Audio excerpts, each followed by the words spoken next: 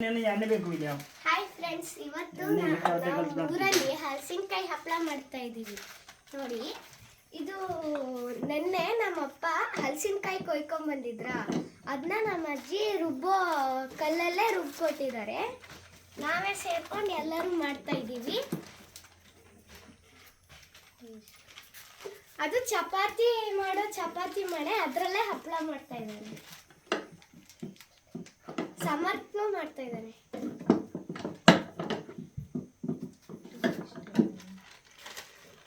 ನಾವೇ ಮಾಡ್ಕೊಂಡು ನಾವೇ ತಿಂದ್ರೆ ಇನ್ನ ಟೇಸ್ಟ್ ಸೂಪರ್ ಆಗಿರುತ್ತೆ.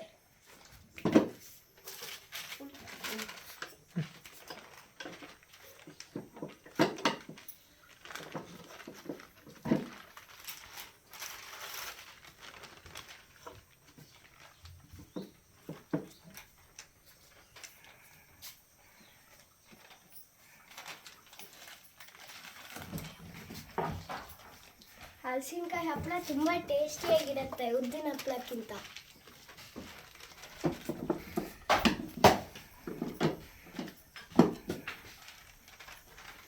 ನೀನು ಥರ ಹೇಳ್ತೀನ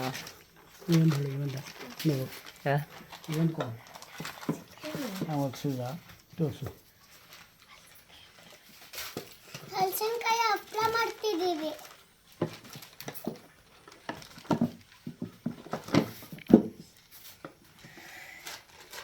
ಸುಸ್ತಾ ಗೊತ್ತಾ?